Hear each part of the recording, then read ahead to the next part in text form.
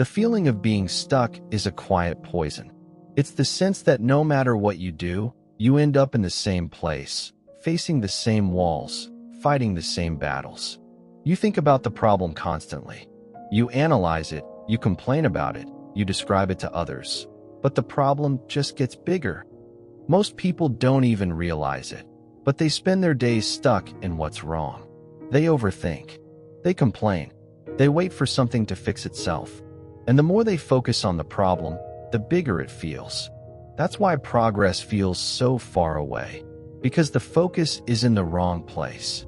This isn't about positive thinking. This is about power. This is about taking back the control you feel you've lost by learning one fundamental skill. Shifting your focus from the anatomy of the problem to the architecture of the solution. Your life begins to change the moment you focus on solutions, not problems. If you keep feeding the problem with your attention, you'll stay exactly where you are. But when you learn to starve your problems of the attention they feed on, something incredible happens. You start building momentum toward what you actually want. Over the next 90 minutes, we will embark on a journey together. You will learn how to break the cycle of overthinking, how to take back control of your mind, how to stop letting your emotions make your decisions, and how to shift your attention toward what actually moves your life forward. This isn't a lecture. It's a training manual for your mind. You'll discover 10 powerful principles that will transform how you approach every challenge, every setback, every moment when you feel powerless. By the end, you won't just know these concepts. You'll have a complete toolkit for reclaiming control of your thoughts, your reactions, and your results. We'll start by understanding how you unknowingly build your own mental prisons, then learn to take radical ownership of your responses. You'll master the art of training your focus, learn to act before fear takes control, and discover how to turn every setback into a stepping stone. This is real talk, real mindset work, and real results. No fluff, no hype, just clear, simple truths that will help you stop wasting time and finally start growing again. Your journey toward a solution-focused life begins now. Chapter 1: The Architect of Your Own Cage. You are not trapped by your problems. You are trapped by your focus on them. This might be the hardest truth you'll face today, but it's also the most liberating. Every day, without realizing it, we become architects of our own mental prisons, building walls from the very thoughts we think we're using to solve our problems. Let me tell you about Sarah, a single mother who came home every night exhausted, not from work, but from replaying the same conversation with her ex-husband over and over in her mind. For 3 months, she dissected every word he said during their custody discussion, analyzing his tone, his motives, what he really meant. She described it to her friends, her sister, her co-workers. She lost sleep thinking about it. But here's what Sarah didn't realize. She wasn't problem-solving. She was problem-rehearsing. Every time she replayed that conversation, she was strengthening the neural pathways associated with anger, helplessness, and frustration. She was literally training her brain to live in that problem. This is what I call the loop of rehearsal. Most people think they're working through their problems when they're actually just strengthening them. Every time you mentally replay a frustrating situation, every time you describe your problems to someone new, every time you analyze what went wrong, you're not moving toward a solution. You're moving deeper into the problem. Your mind works like a magnet. When your mental setting is tuned to problem, it attracts more evidence of what's wrong. You start noticing everything that confirms your struggle while becoming blind to potential solutions that are right in front of you. Think about the last time you were convinced someone didn't like you. Suddenly, every neutral expression became proof of their dislike. Every delayed text response confirmed your suspicion. Your problem-focused mind became a detective, gathering evidence to support the very thing that was making you miserable. But when your mind is set to solution, something remarkable happens. You start noticing opportunities instead of obstacles. You see possibilities instead of problems. You find resources instead of reasons why things won't work. Here's another truth that might sting. Complaining and blaming feel good in the moment, but they're forms of emotional debt. You're borrowing temporary relief at the cost of long-term power. When you complain, you get a small hit of validation, a moment of connection with others who agree that life is hard. But you're also reinforcing your identity as someone who has problems rather than someone who solves them. I watched a man spend 2 years complaining about his neighbor's dog barking. 2 years of lost sleep, angry conversations, and growing resentment. He knew the city ordinances by heart. He could recite exactly which hours the barking was worst. He had detailed logs and recordings. He became an expert on his problem. But in 2 years, he never once knocked on his neighbor's door to have a conversation. He never researched soundproofing options for his bedroom. He never considered moving his bedroom to the other side of the house. He was so invested in being right about his problem that he never invested any energy in solving it. This is how we build our own cages. We become so fluent in describing what's wrong that we forget how to speak the language of solutions. We develop an expertise in our struggles that crowds out our ability to see other possibilities. The cage feels real because you've been living in it for so long. The walls feel solid because you've spent months or years reinforcing them with your attention. But here's what changes everything. If you built the cage, you also hold the key. You are not a victim of your circumstances.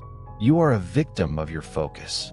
And focus, unlike circumstances, is something you can control completely. Every moment you spend analyzing why something went wrong is a moment you're not spending on making something go right. Every conversation where you rehash your problems is a conversation where you're not exploring solutions. Every hour you dedicate to understanding your stuck situation is an hour you're not dedicating to creating forward movement. The key to your cage isn't found in destroying the walls. It's in simply turning your attention to the unlocked door. This begins with one non-negotiable decision. You must become more interested in your solutions than your problems. This doesn't mean you ignore problems or pretend they don't exist. It means you stop feeding them with endless attention. You acknowledge them, you assess them quickly, and then you turn your full focus toward what you can do about them. But if we build these cages, it means we also hold the key. The key isn't found in destroying the cage, but in simply turning your attention to the unlocked door. This begins with one non-negotiable decision that changes everything. Chapter 2. The first turn of the key, radical ownership. One of the most important steps you will ever take in your life is this one right here. When you decide to take full responsibility for what happens from now on. Not for what happened years ago. Not for what your parents did or didn't do. Not for what your ex said last month. Not for the way the world operates. But for your life from this moment forward. That kind of decision changes everything. It changes the way you think. It changes the way you respond. It changes the way you act. And most importantly, it changes what happens next. Let me be crystal clear about what this means. This isn't about claiming fault for everything bad that has happened to you. If you were hurt, betrayed, or treated unfairly, that wasn't your fault. But here's the distinction that will set you free. The past is about fault, but the future is about responsibility. You don't get to choose what happened to you, but you get to choose what you do about it. That choice, what you do from this moment forward, is where all your power lies. I know a woman named Maria who was passed over for a promotion she deserved. Her less qualified male colleague got the position instead. She had every right to be angry. The situation was unfair, possibly illegal. She could have spent months building a case about discrimination, gathering evidence, rallying support from coworkers. And for the first few weeks, that's exactly what she did. She analyzed every meeting, every email, every interaction that led to the decision. She became an expert on everything that was wrong with her company's promotion process. She was right about all of it. But then Maria made a different choice. She asked herself one simple question: what now? Not why me? Not how could they do this? Just what now? That question changed her trajectory completely. Instead of spending her energy proving she was right about the problem, she started investing her energy in creating new possibilities. She updated her resume. She reached out to contacts in other companies. She researched industries she'd always been curious about. 6 months later, while her colleagues were still complaining about the same promotion practices, Maria was starting a new job with a 40% salary increase and a title 2 levels higher than the promotion she'd missed. The moment you take full responsibility, you stop waiting for something outside of you to fix your life. You stop pointing fingers. You stop hoping that maybe someday your circumstances will magically get better. You stop giving your power away to other people or to the past. This is what I call ending the waiting game. So many people are waiting for an apology that may never come, waiting for someone to recognize their worth, waiting for perfect conditions, waiting for motivation to strike. But waiting is not a strategy for success. It's a strategy for staying exactly where you are. When you take radical ownership, you ask a different set of questions. Instead of, why is this happening to me? You ask, what can I do about this? Instead of, whose fault is this? You ask, what's my next move? Instead of, when will this get easier? You ask, how can I get stronger? Think of it like being handed the steering wheel of a car that's already moving. You didn't start the journey, and you might not like the direction it's heading, but you are the only one who can steer it now. You can keep your hands off the wheel and complain about the previous driver, or you can take control and change course. Here's what happens when you refuse to take ownership. You stay stuck in the problem. You become an expert in everything that's wrong, everything that's unfair, everyone who has let you down. You develop a vocabulary of victimhood that keeps you small and powerless. But when you take ownership, even when things weren't your fault, you take your power back. Ownership doesn't mean it's all your fault. It means it's now your job to deal with it. And that shift is what creates forward movement. You can't grow if you're always explaining why you're not where you want to be. You can't improve if your energy is stuck in defending your pain. Growth begins when you say, this is my life. It's not perfect, but I'm in charge now. Taking ownership is uncomfortable because it means you can no longer blame your lack of progress on external factors. You can't hide behind circumstances. You have to face the reality that if something is going to change, you're going to have to change it. But here's what makes this shift so powerful. The moment you take responsibility for your life, you also take control of your results. When you stop waiting for permission, approval, or perfect conditions, you start creating the conditions you need. Every little action you take matters. Every time you choose to take one small step instead of getting stuck in fear, you make progress. But if you spend your days defending why you haven't changed, nothing will change. Responsibility is about confronting the truth. What are you avoiding? What are you pretending not to know? What patterns keep showing up because you won't deal with them? These questions aren't comfortable, but they're necessary. Most people spend more time describing their problems than fixing them. They repeat the same stories for years. They relive the same pain over and over. But talking about what's wrong doesn't solve what's wrong. You need to shift into doing, into acting, into becoming the kind of person who solves. So ask yourself, what can I do today that moves me forward? Not next week, not when you feel ready today. What can I stop doing that's slowing me down? What excuse have I been making that needs to be removed? Don't wait for someone to give you permission. You don't need approval to change. You don't need applause to grow. You need discipline. You need direction. You need the courage to say, from here on out, I own my life. Taking responsibility doesn't mean life gets easier, but it does mean life gets clearer. You stop feeling powerless. You stop blaming your past.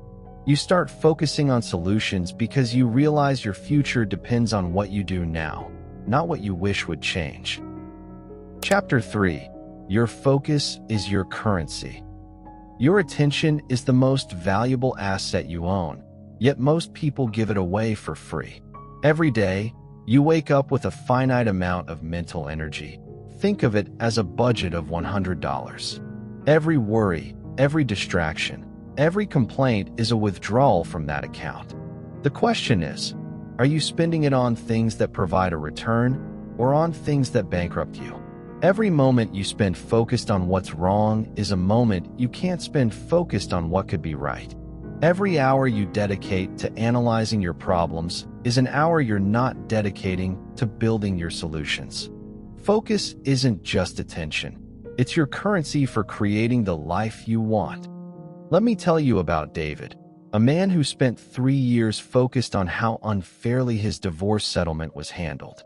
3 years of researching lawyers, understanding property law, and calculating exactly how much he'd been cheated out of. He could tell you the precise dollar amount of what he called his stolen future. David became an expert on family court corruption. He knew every loophole, every unfair precedent, every way the system was rigged against men like him. He spent $40,000 in legal fees trying to overturn a settlement that was worth $30,000. But more than that, he spent 3 years of his mental energy, 3 years of his focus, 3 years of his life currency on something he couldn't change. Meanwhile, David's business suffered. His relationships with his children deteriorated. His health declined. He gained 50 pounds and developed high blood pressure. He was so focused on what had been taken from him that he lost sight of what he still had to build. The tragedy isn't that David got a raw deal in his divorce. Unfair things happen to good people every day. The tragedy is that he spent his most valuable resource, his focus, on something that could only make him poorer, angrier, and more bitter. Your focus works like a spotlight in a dark room.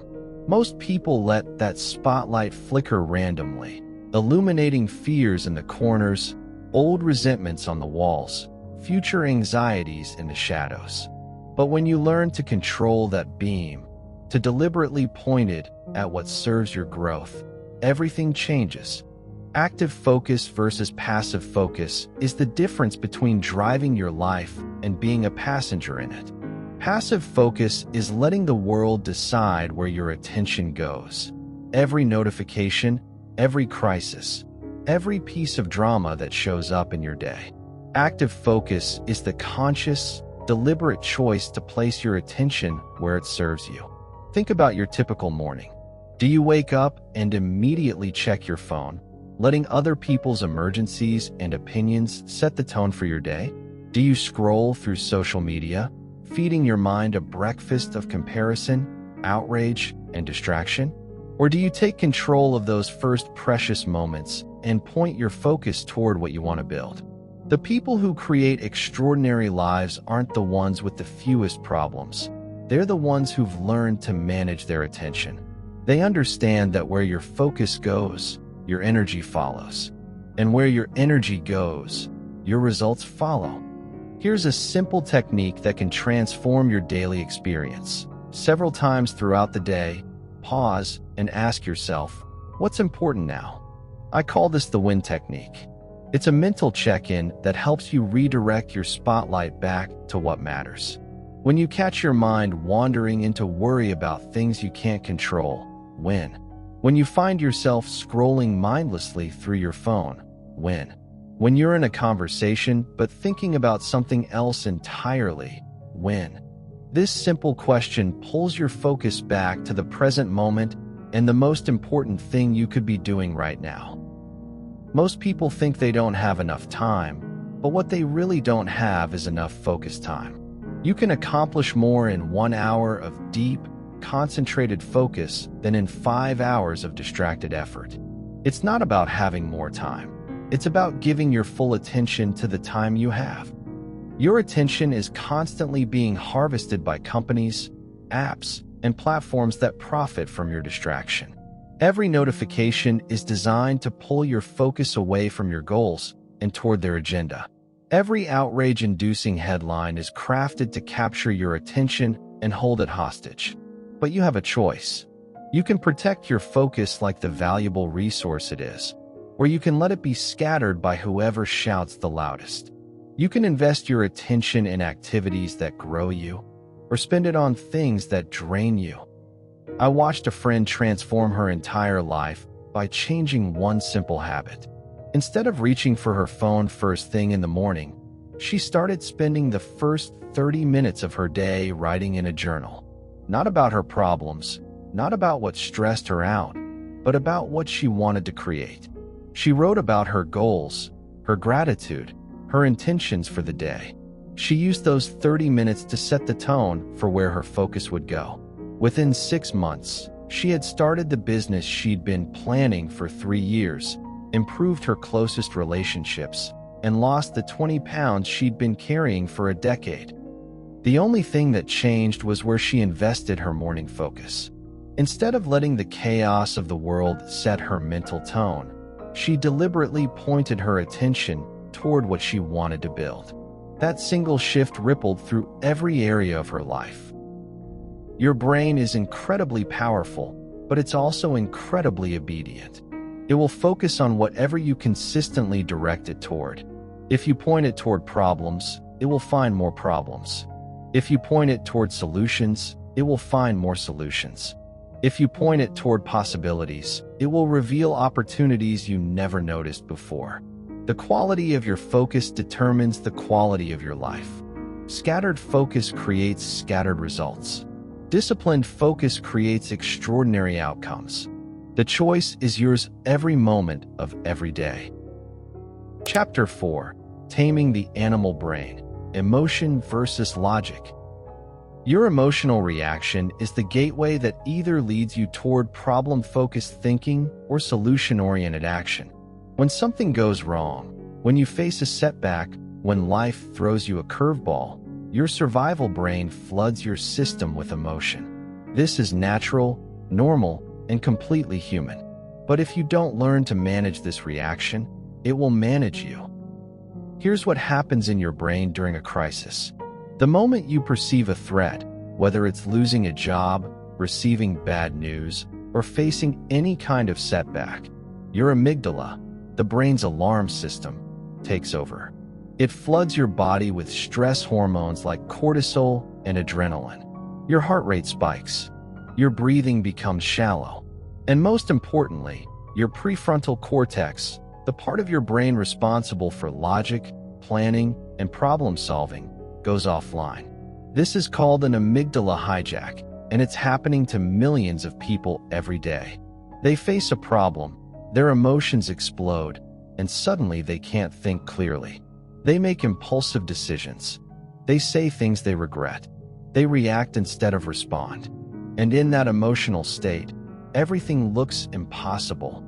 Let me tell you about Jennifer, a mother of 2 who received a call from her daughter's school saying her 16-year-old had been caught with alcohol on campus.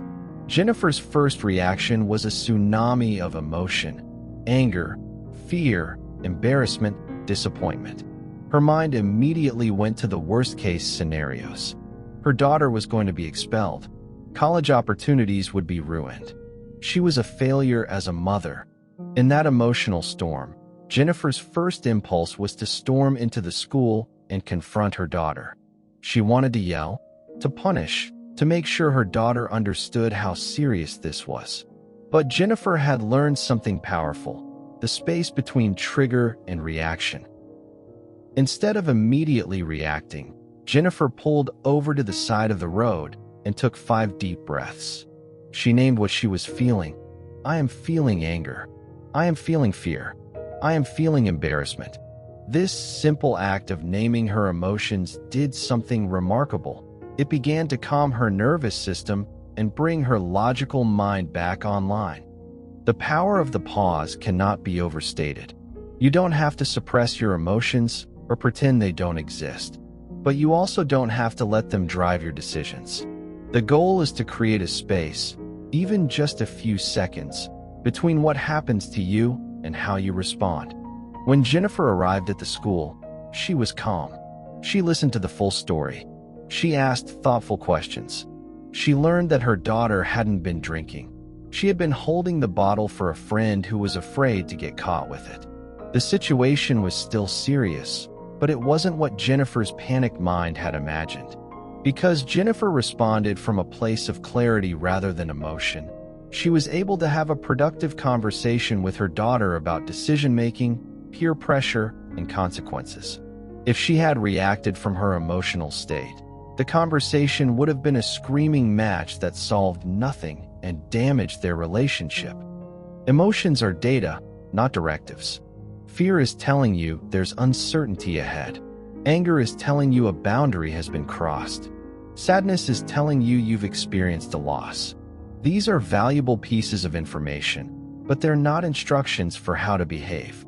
When you're in an emotional state, your brain's primary goal is survival, not success. It's scanning for immediate threats, not long-term solutions. It's focused on what could go wrong, not what could go right.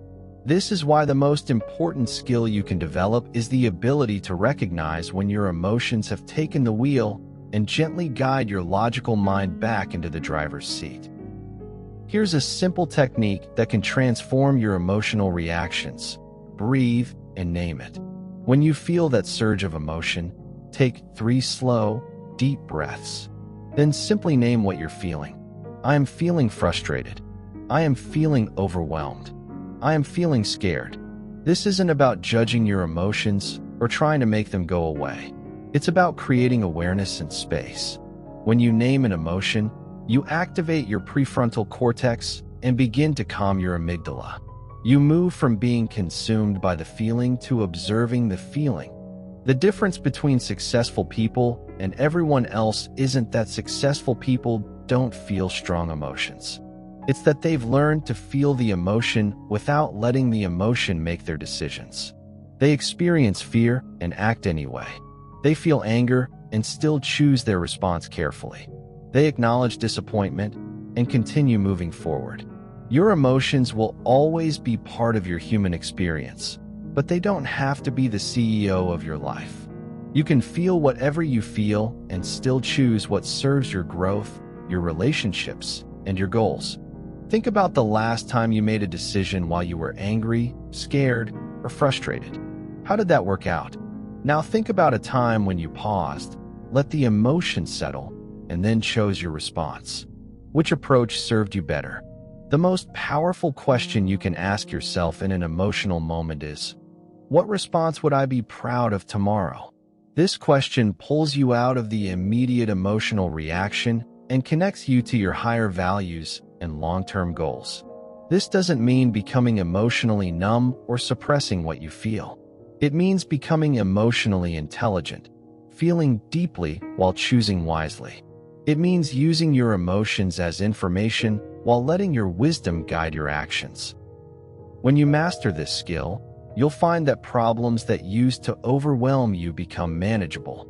Setbacks that used to derail you become temporary inconveniences. Situations that used to trigger days of rumination become opportunities for growth.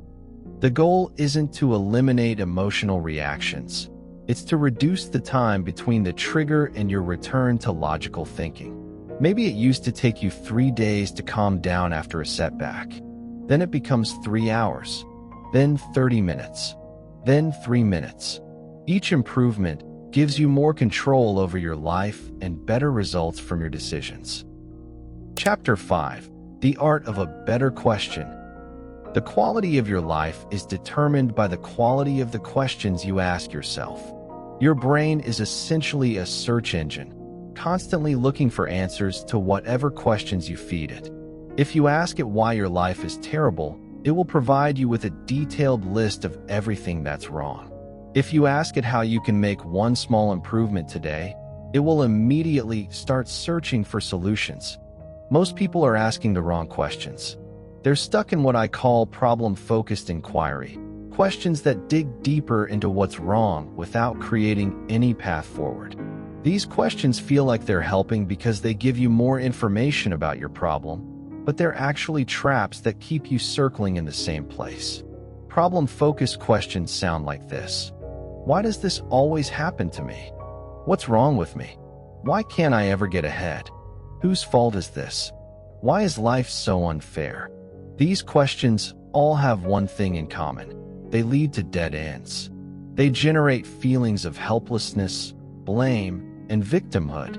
Let me tell you about Marcus, a man who was laid off from his job after 15 years with the same company. His first instinct was to ask all the wrong questions. Why me? Don't they know how hard I work? How could they be so ungrateful? What's wrong with this economy? Why do companies treat people so badly? Marcus spent 3 months asking these questions. He became an expert on corporate downsizing, unemployment statistics, and everything that was wrong with the job market. He could give you a detailed analysis of why finding work at his age was nearly impossible.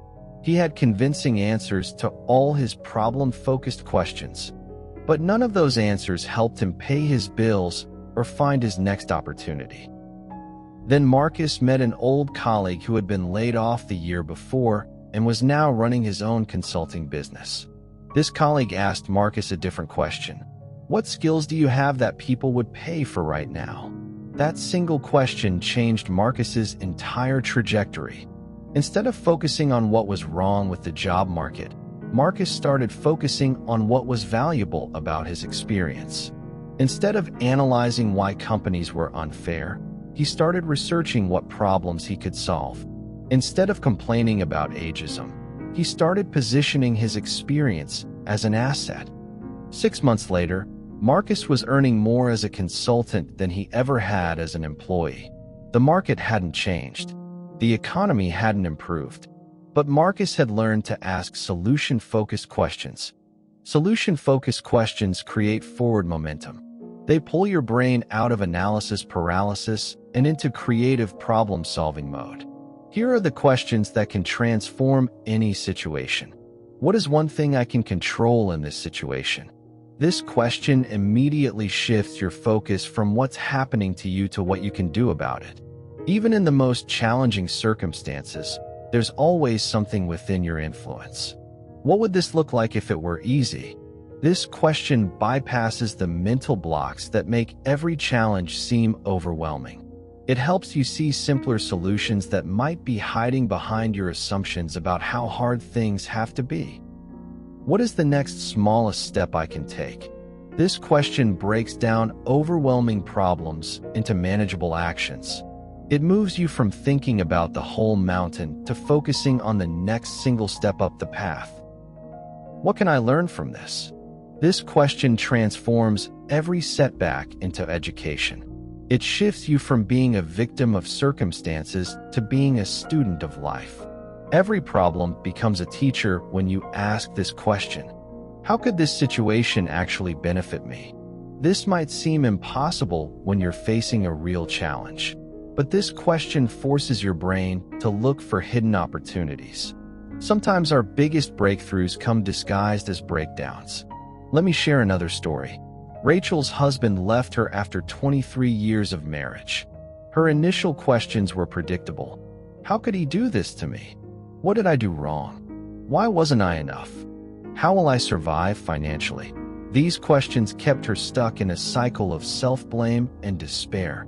But after months of therapy and personal work, Rachel started asking different questions. What kind of person do I want to become from this experience? What dreams did I put on hold during my marriage that I can now pursue? How can I use this pain to help other women going through similar situations? These new questions led Rachel to discover strengths she didn't know she had. She went back to school, earned a counseling degree, and now runs a support group for women navigating divorce. She found love again, not just with a new partner, but with herself. The same situation that initially seemed like the end of her life became the beginning of her most authentic chapter. Your brain is incredibly obedient. It will find answers to whatever questions you consistently ask it. If you ask why nothing ever works out for you, your brain will become a detective gathering evidence to support that belief. But if you ask how you can turn your current situation into an advantage, your brain will start revealing possibilities you couldn't see before. The shift from problem-focused to solution-focused questions isn't always easy, especially when you're dealing with real pain or genuine challenges. But it's necessary if you want to move from being stuck to creating forward momentum. Start by becoming aware of the questions you ask yourself throughout the day. Notice when you catch yourself asking, "Why me?" or "What's wrong with this situation?" These aren't inherently bad questions, but they become problems when they're the only questions you ask. Practice redirecting those questions toward solutions.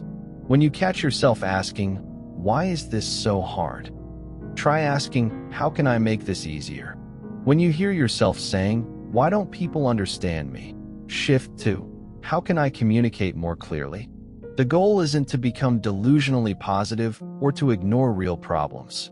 It's to spend more of your mental energy on questions that create possibilities rather than questions that reinforce limitations. Remember, every question is a choice about where to direct your focus. Choose questions that serve your growth, not questions that strengthen your problems. Your future depends not on finding the right answers, but on learning to ask better questions. Chapter 6. The Power of the Next Single Action. Overwhelm is not caused by having too much to do. It's caused by not knowing what to do next. When you're facing a challenge that feels insurmountable, your brain tries to solve the entire problem at once. It looks at the massive mountain in front of you and immediately starts calculating all the energy, resources, and time it will take to move the whole thing. That calculation is what creates the feeling of being overwhelmed. But here's what most people don't understand. You don't move mountains. You move one stone at a time. And the only stone you ever need to focus on is the next one. Let me tell you about Kevin, a man who found himself drowning in debt after a medical emergency. Between hospital bills, lost income, and accumulated credit card debt, he owed over $80,000. Every time Kevin looked at that number, he felt physically sick. His brain would immediately start calculating. At minimum payments, this will take me 25 years to pay off. I'll be in debt until I'm 70. This is impossible. That calculation, looking at the entire problem at once, created a paralysis that kept Kevin frozen. He couldn't sleep. He couldn't concentrate at work. He avoided opening bills. The problem felt so big that any action seemed pointless. What difference would paying an extra $50 make when you owe $80,000? But then Kevin learned about the power of the next single action. Instead of focusing on the $80,000, he focused on one bill. Just one. He opened it, looked at the balance, and called the company. That phone call led to a payment plan he could manage. That payment plan led to momentum. That momentum led to hope. The next single action Kevin took was to list all his debts from smallest to largest. Then he focused all his extra energy on paying off just the smallest one. When that was gone, he moved to the next smallest. Each victory, no matter how small, built his confidence and proved to his brain that progress was possible. 18 months later, Kevin had eliminated over half his debt and was on track to be completely debt-free within 3 years instead of 25. The same debt that had seemed impossible became manageable when he stopped trying to solve it all at once. This is the power of breaking any overwhelming situation down to its smallest possible component. Your brain can handle one small action. It cannot handle solving everything at once. Analysis paralysis happens when you try to see the whole path before you take the first step. But clarity comes from action, not from thinking. You don't need to see the whole staircase to take the first step. You just need to know where to put your foot next. Here's a simple rule that can transform how you approach any challenge. Find something you can do in the next 2 minutes that moves you toward a solution. Not the complete solution, just one small movement in the right direction. Worried about your relationship? Send a text expressing appreciation. Stressed about your health? Drink a glass of water and take a 5-minute walk. Overwhelmed by a messy house? Clear off one surface. Anxious about your career? Update one section of your resume. These actions might seem insignificantly small compared to the size of your problems. That's exactly the point. Small actions create momentum. Momentum creates confidence. Confidence creates bigger actions. Bigger actions create significant results. I watched a woman completely transform her life using this principle. Lisa had been talking about writing a book for 7 years. Every time someone asked her about it, she had the same response: I want to write it, but I just don't have the time. Between work and family, when would I find the hours to write a whole book? Lisa was making the classic mistake of trying to solve the whole problem at once. She was thinking about the 200+ pages she needed to write instead of focusing on the next single sentence. The project felt so overwhelming that she never started. Then Lisa committed to writing just one paragraph every morning. Not a chapter, not a page, one paragraph. Some mornings, she'd write more because the momentum carried her. But her only commitment was one paragraph. 11 months later, Lisa finished her book. The same book that had seemed impossible for 7 years got written one paragraph at a time. She didn't find more time, she found better focus. Momentum is the antidote to fear.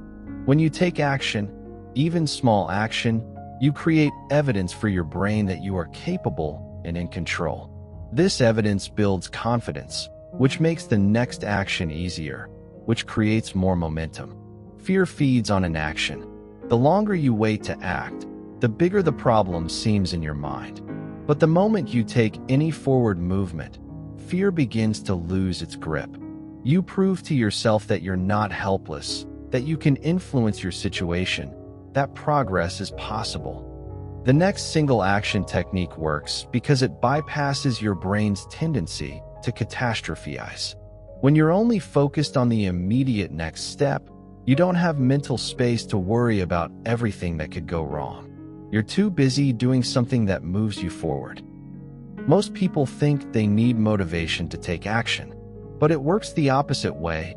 Action creates motivation. When you see yourself making progress, even tiny progress, you feel motivated to continue.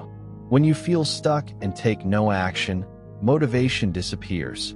The key is to make your next single action so small that it's almost impossible to fail. If you want to get in shape, don't commit to an hour at the gym. Commit to putting on your workout clothes.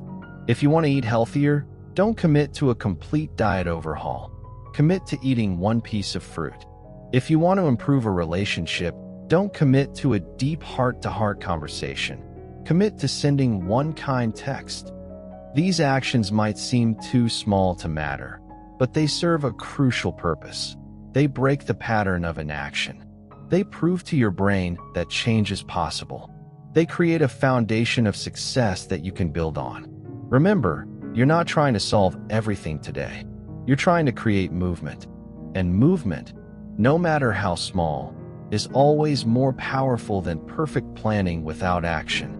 The next time you feel overwhelmed by the size of a challenge, ask yourself, what is the smallest possible step I could take right now that would move me in the right direction? Then take that step. Don't think about step 2 until you've completed step 1. Your future is built one action at a time. Make your next action count. Chapter 7. Curate your environment. Protect your mind. Your mental state doesn't exist in a vacuum. It's constantly being influenced by the people you spend time with, the information you consume, and the physical spaces you inhabit. If you want to maintain a solution-focused mindset, you must become intentional about curating an environment that supports that goal. Think about the last time you spent an hour with someone who complained constantly. How did you feel afterward? Probably drained, negative, and focused on problems rather than possibilities. Now think about the last time you spent time with someone who was optimistic, action-oriented, and focused on growth. You likely left that interaction feeling energized and inspired. This isn't coincidence, it's contagion. Mindsets are highly contagious. The attitudes, beliefs, and mental patterns of the people around you seep into your own thinking, often without you realizing it. Let me tell you about two neighbors, Janet and Carol. They lived next door to each other for 5 years and became close friends. Every morning, they met for coffee, and every morning, Janet would share her latest complaints. Her job was terrible. Her husband didn't appreciate her. Her kids were ungrateful. The government was corrupt. The weather was awful. Carol, initially an optimistic person, gradually began to adopt Janet's worldview. She started noticing more problems in her own life. She began complaining about her job, even though she'd previously enjoyed it. She felt more critical of her family. Her natural solution-oriented thinking was slowly being replaced by problem-focused patterns. It took Carol moving across town to realize how much Janet's negativity had infected her mindset. Within months of being around different people, Carol's natural optimism returned. She started seeing possibilities again instead of just problems. This is why you must be incredibly selective about who gets access to your mental space. Not everyone deserves a seat at the table of your mind. Some people are energy givers. They leave you feeling inspired, capable, and focused on possibilities. Others are energy drains. They leave you feeling depleted, negative, and focused on everything that's wrong.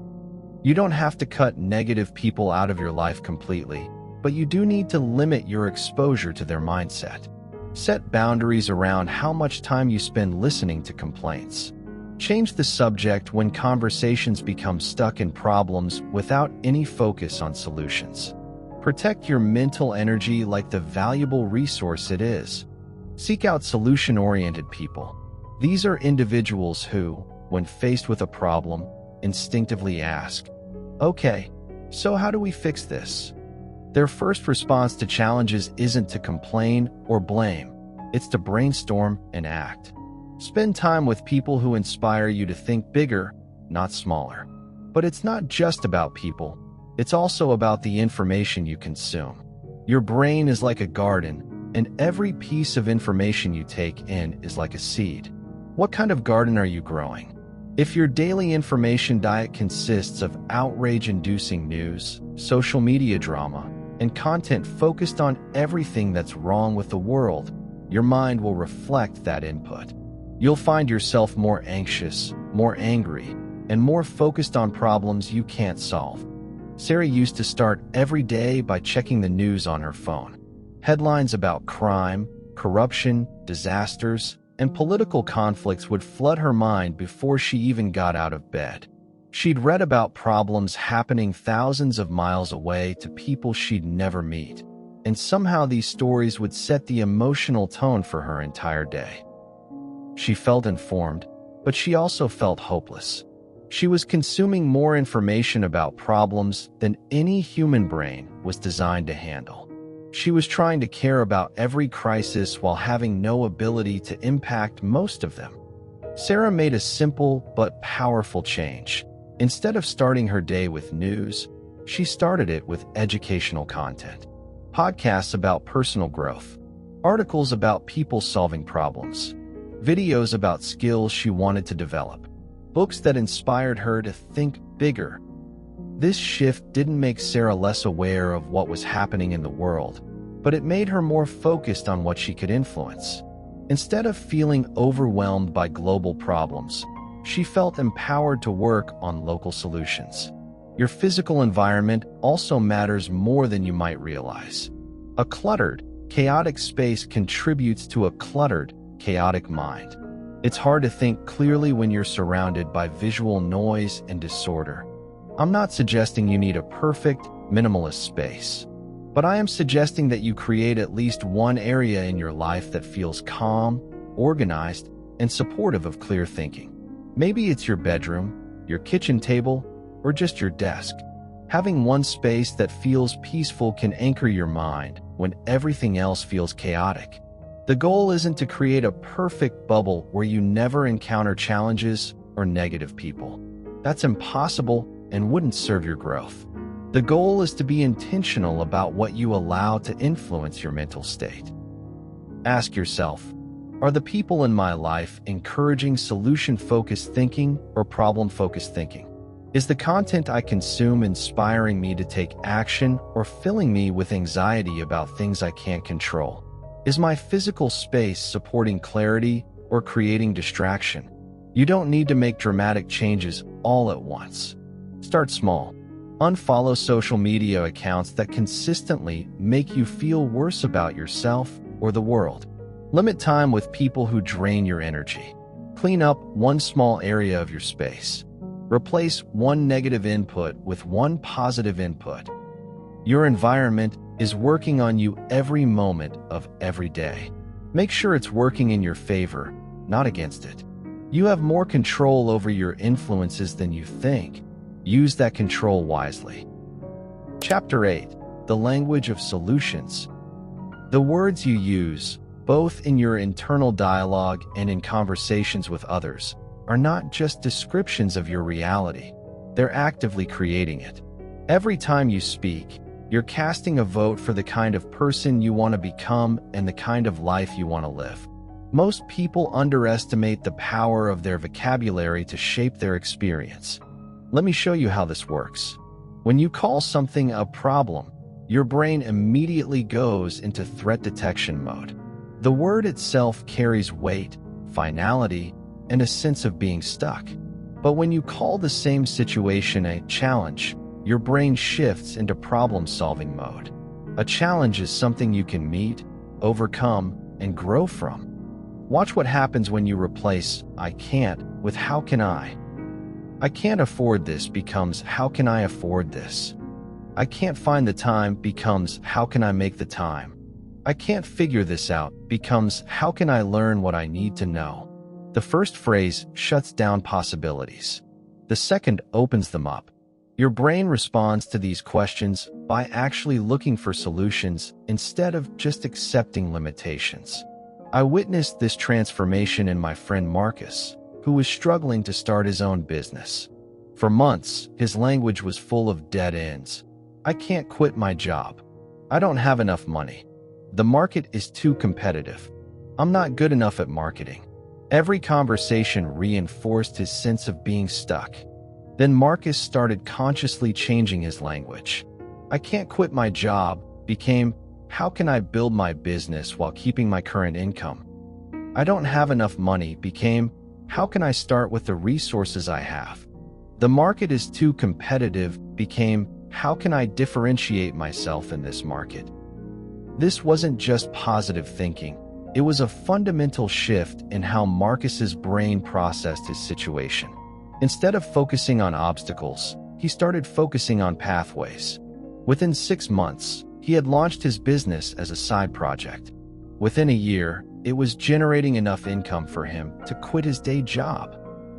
The language shift didn't change Marcus's circumstances, but it changed how he thought about his circumstances. And that change in thinking led to different actions, which led to different results. Here's another powerful language shift. Replace "but" with "and." Listen to the difference between these statements. "I want to start exercising, but I don't have time" versus "I want to start exercising and I don't have time." "I'd like to improve my relationship, but my partner is difficult" versus "I'd like to improve my relationship and my partner is difficult." The word "but" creates conflict between your desire and your obstacle. It suggests you have to choose one or the other.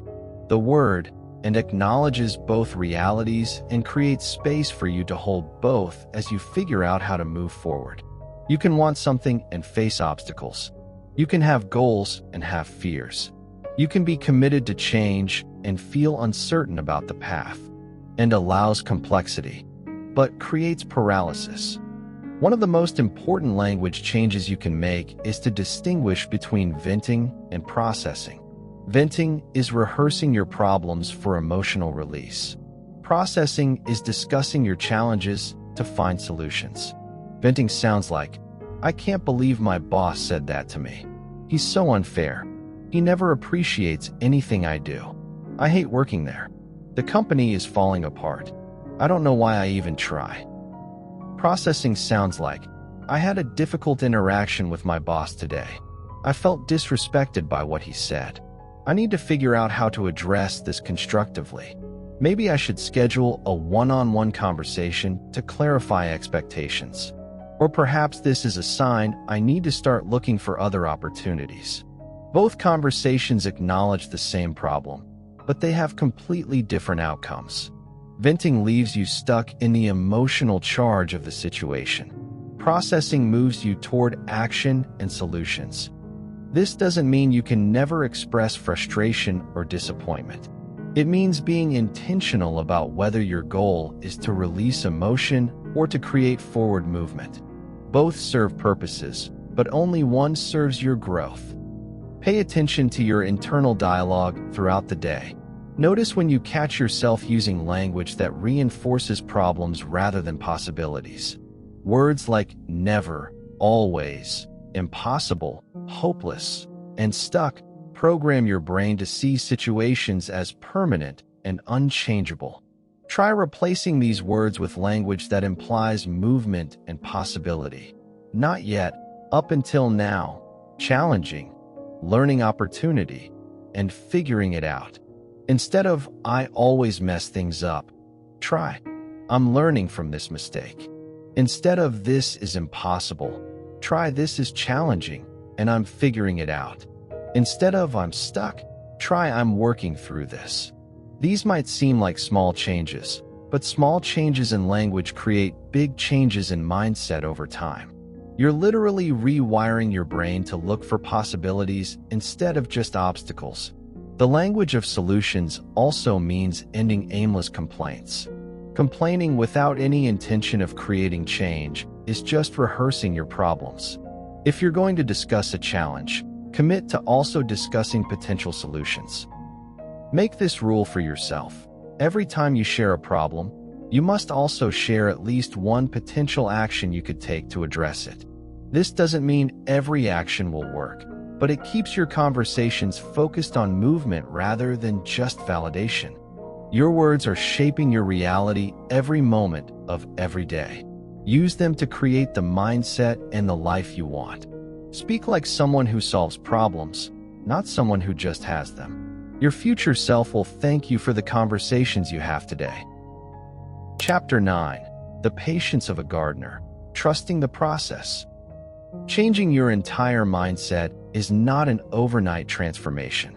Real change is slow, incremental, and often invisible day to day. This is perhaps the hardest truth about personal growth. You must have faith in a process that doesn't immediately show results. You must trust that the work you're doing today is building something powerful beneath the surface, even when you can't see it yet. Think about a gardener who plants seeds in the spring. For weeks, maybe months, there's no visible sign of growth above ground. The soil looks empty. It would be easy to assume nothing is happening, that the seeds were defective, that the effort was wasted. But beneath the surface, an incredible process is unfolding. Roots are forming. Systems are developing. Potential is building. The gardener doesn't dig up the seeds to check on their progress because they understand that growth takes time. They water consistently, provide the right conditions, and trust the process. They know that the most important growth happens where they can't see it. Your mindset transformation follows the same pattern. You might practice new thinking habits for weeks without feeling dramatically different.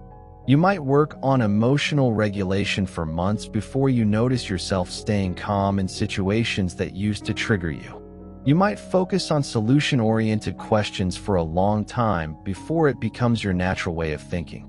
This is what James Clear calls the plateau of latent potential. You're making progress long before you see results. Your new habits are building potential under the surface. The danger is quitting now, just before your consistent effort reaches the tipping point where change becomes visible. Let me tell you about Maria, a woman who started working on her tendency to catastrophize every small problem. When her car made an unusual noise, she used to immediately imagine the worst-case scenario. The engine was failing, She'd need a new car she couldn't afford. She'd lose her job because she couldn't get to work reliably. She'd fall behind on her mortgage. Maria began practicing the techniques we've discussed. When she noticed her mind going to worst-case scenarios, she'd pause and ask herself, what's the most likely explanation? What's one small step I can take to address this? How can I stay calm while I gather more information? For the first month, this felt like pushing a boulder uphill. Her brain kept defaulting to catastrophic thinking. The new patterns felt forced and unnatural. She questioned whether she was making any progress at all. But Maria kept practicing. She kept redirecting her thoughts. She kept asking better questions. And somewhere around the 3-month mark, something shifted. She realized she'd handled 3 different challenging situations that week without spiraling into anxiety. The new thinking patterns had become more automatic. 6 months later, Maria's friends and family started commenting on how much calmer and more positive she seemed. A year later, she barely recognized the anxious, catastrophic thinker she used to be. The change hadn't happened overnight, but it had happened completely. The key to sustaining this process is to focus on repetitions, not results. Instead of measuring your success by how you feel or what's happening around you, measure it by how consistently you're practicing your new mental habits. Did you catch yourself asking a problem-focused question and redirect it to a solution-focused one? That's a rep. Did you pause before reacting emotionally to a setback? That's a rep. Did you take one small action instead of getting stuck in analysis paralysis? That's a rep. These reps are the real victory, even when they don't immediately change your external circumstances. You're literally rewiring your brain with each repetition. You're building new neural pathways and strengthening new patterns of thinking. This is why the 1% principle is so powerful. Instead of trying to completely transform overnight, aim to be 1% more solution-focused today than you were yesterday. This might mean asking one better question, taking one small action, or spending one less minute dwelling on what's wrong. 1% seems insignificant, but it compounds dramatically over time. If you improve by 1% every day for a year, you'll be 37 times better by the end. But if you get 1% worse every day, you'll decline to nearly 0. Small changes, sustained over time, create extraordinary results. The challenge is that 1% progress is almost invisible in the moment. You won't feel dramatically different after one day of better questions. You won't notice a significant change after 1 week of taking small actions.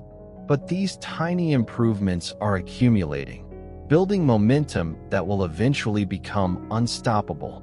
I watched a man transform his entire relationship with money using this principle. David was deeply in debt and had a scarcity mindset around finances. Instead of trying to completely change his financial situation immediately, he committed to one tiny money-positive action every day. Some days he'd read one article about personal finance. Some days he'd save the change from his coffee purchase. Some days he'd review one expense to see if he could reduce it. These actions were almost laughably small compared to the size of his debt, but they were changing how he thought about money. After a year of 1% improvements, David had paid off 2 credit cards, built a small emergency fund, and most importantly, developed a completely different relationship with money. He went from feeling like a victim of his financial circumstances to feeling like someone who was actively building wealth. The transformation didn't happen because of any single action. It happened because of the cumulative effect of hundreds of small, consistent choices. Each choice was easy to make and easy to skip, but together they created a completely different trajectory. Patience doesn't mean passivity. It doesn't mean sitting back and hoping things will eventually change. It means continuing to take consistent action even when you can't see immediate results. It means trusting that the work you're doing today is building the person you'll become tomorrow. Some days will be harder than others. You'll have setbacks. You'll catch yourself falling back into old patterns of thinking. This doesn't mean you're failing, it means you're human. The goal isn't perfection, it's direction. As long as you keep returning to your practices, keep asking better questions, keep taking small actions, you're moving in the right direction. Remember, you're not just trying to solve your current problems. You're becoming a fundamentally different kind of person. You're becoming someone who naturally focuses on solutions instead of problems. Someone who takes responsibility instead of making excuses. Someone who acts despite fear instead of waiting for courage. This kind of transformation takes time, but it's the most valuable investment you'll ever make. Be patient with the process. Trust in the power of small, consistent changes. And remember that the best time to plant a tree was 20 years ago, but the second best time is right now. Your future self is counting on the work you do today, even if you can't see the results yet. Chapter 10: Becoming the Solution, From Mindset to Identity. The ultimate goal isn't just to use solution-focused techniques when you remember them. It's to become a solution-oriented person at your core. This is the difference between having a skill and having an identity. Skills are things you do sometimes. Identity is who you are always. When you reach this level, you don't have to remind yourself to focus on solutions. It becomes your natural way of processing the world. You don't have to force yourself to take responsibility. Ownership becomes automatic. You don't have to practice asking better questions. Better questions become your instinctive response to any challenge.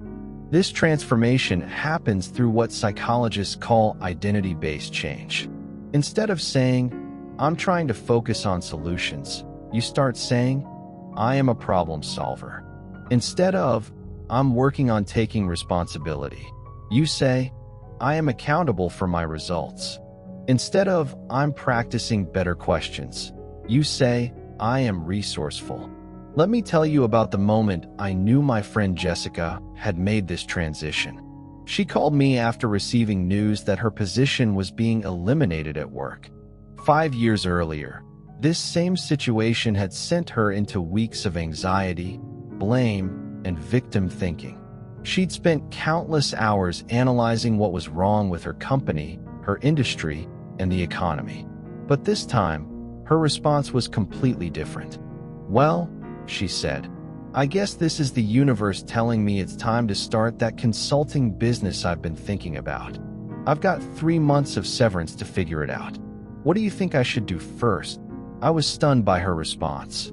There was no drama, no blame, no catastrophizing. She'd received genuinely challenging news and immediately moved into solution mode. She wasn't forcing herself to be positive. She was naturally oriented toward possibilities rather than problems. That's when I knew Jessica had become a solution-focused person, not just someone who occasionally used solution-focused techniques. It had become part of her identity. This identity shift happens through what I call voting for your new self. Every time you choose ownership over blame, you cast a vote for the identity of someone who takes responsibility. Every time you ask a solution-focused question instead of dwelling on problems, you vote for the identity of a resourceful person. Every time you take action despite fear, you vote for the identity of a courageous person. With enough votes, this new identity becomes your reality.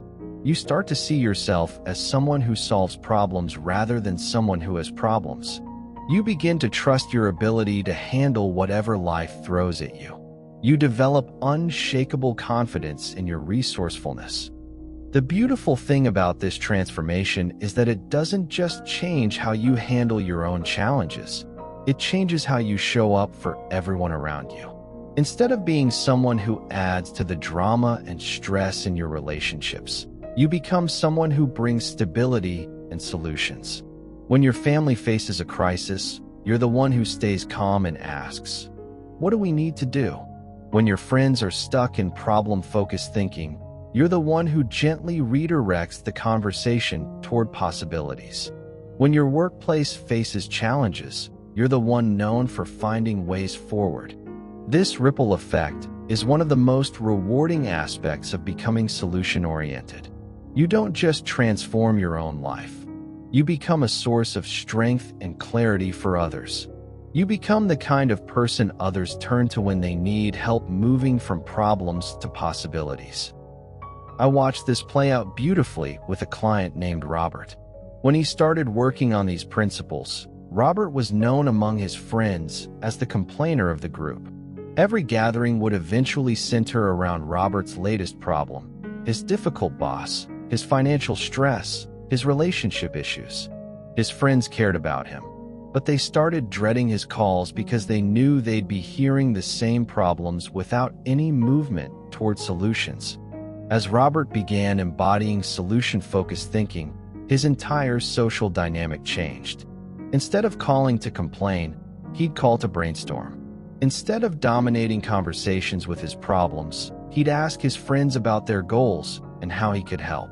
Instead of being the source of negativity in the group, he became a source of energy and possibility. His friends noticed the change immediately. They started seeking his advice on their own challenges. They began inviting him to more events because his presence made every gathering more positive and productive.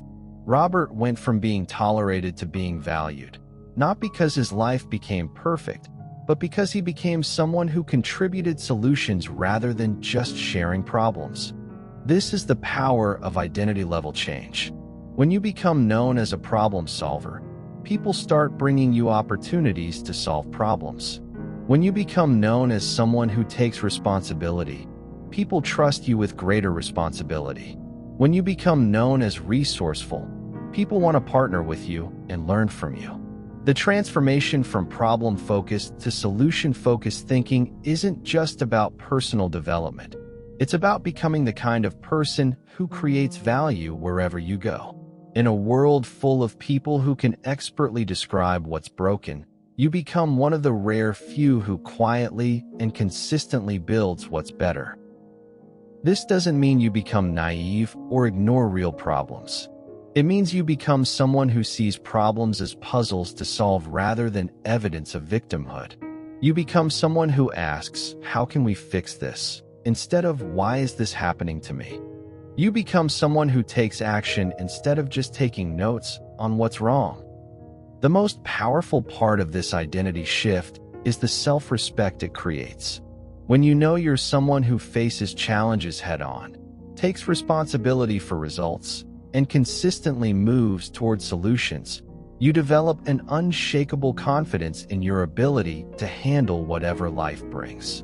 You stop fearing problems because you trust your ability to solve them. You stop avoiding difficult conversations because you trust your ability to navigate them. You stop procrastinating on important decisions because you trust your ability to handle whatever consequences arise. This self-trust is the foundation of a truly empowered life. It's not based on having all the answers or never facing difficulties. It's based on knowing that whatever happens, you'll figure it out. You'll find a way forward. You'll turn setbacks into comebacks and obstacles into opportunities. As you continue practicing the principles in this program, remember that you're not just learning techniques. You're becoming a fundamentally different kind of person. You're becoming someone your future self will be proud of. Someone who creates solutions instead of just identifying problems. Someone who builds bridges instead of walls. Someone who leaves every situation better than they found it. The world needs more people like this. Your family needs you to be this person. Your community needs you to be this person. And most importantly, your future depends on you becoming this person. Every choice you make today is a vote for who you're becoming. Choose wisely. Vote for the person you want to be. And trust that with enough votes, that person will become your reality. Conclusion. Your life doesn't change when your problems disappear. Your life changes the moment you decide your focus belongs to the solution. Your future is not defined by the obstacles you face, but by the direction of your attention. We've covered 10 powerful principles that can transform how you approach every challenge. You learned that you are not trapped by your problems, but by your focus on them. You discovered the power of radical ownership, taking complete responsibility for what happens from this moment forward. You mastered the art of training your focus to go where progress can grow, and you learned to act before fear makes problems feel impossible to overcome. You developed the skill of taking ownership of your reactions to setbacks, understanding that your response matters more than what happens to you. You learned to ask better questions that pull your brain towards solutions instead of keeping it stuck in problems. You discovered the power of breaking overwhelming challenges down to the next single action. You learned to curate your environment to protect your solution-focused mindset, to use language that creates possibilities instead of reinforcing limitations, and to trust the process of transformation even when progress feels slow. Finally, you learn that the ultimate goal isn't just to use these techniques, but to become a solution-oriented person at your core. But knowledge without action is just entertainment. These principles will only transform your life if you actually implement them. The gap between knowing and doing is where most people get lost. Your journey starts right now, not tomorrow when you feel ready, not next week when things calm down. Right now, in this moment, I want you to think of one small, nagging problem in your life. Just one. Maybe it's a relationship that needs attention, a health habit you want to build, a financial goal you want to achieve, or a personal project you've been avoiding. Here's your first assignment. Instead of describing the problem, identify the next single action you could take to move toward a solution. Not the complete solution, just one small step that moves you in the right direction. Maybe it's sending a text to someone you need to talk to. Maybe it's researching options for a decision you need to make. Maybe it's clearing off your desk so you can think more clearly. Maybe it's putting on your workout clothes. Maybe it's opening one piece of mail you've been avoiding. Whatever it is, make it small enough that you could do it in the next 5 minutes. Make it specific enough that you'll know when you've completed it. And then do it. This is your first rep, your first vote for the person you're becoming, your first step toward a solution-focused life. Don't underestimate the power of this single action. Every journey begins with one step. Every transformation starts with one choice. Every solution-focused life begins with one person deciding to stop feeding their problems with attention and start building their possibilities with action. You have everything you need to begin. You don't need perfect conditions, unlimited time, or complete clarity about the future. You just need the willingness to take one small step toward what you want to build. Your problems haven't disappeared, but your relationship with them has fundamentally changed. You now understand that problems are not permanent fixtures in your life. They're temporary challenges that exist to be solved. You have the tools, the mindset, and the identity to handle whatever comes your way. The world is full of people who can expertly describe what's broken. Be one of the rare few who quietly and consistently builds what's better. Your future depends not on the elimination of all challenges, but on your commitment to focusing on solutions. Your transformation begins with your next choice. Make it count.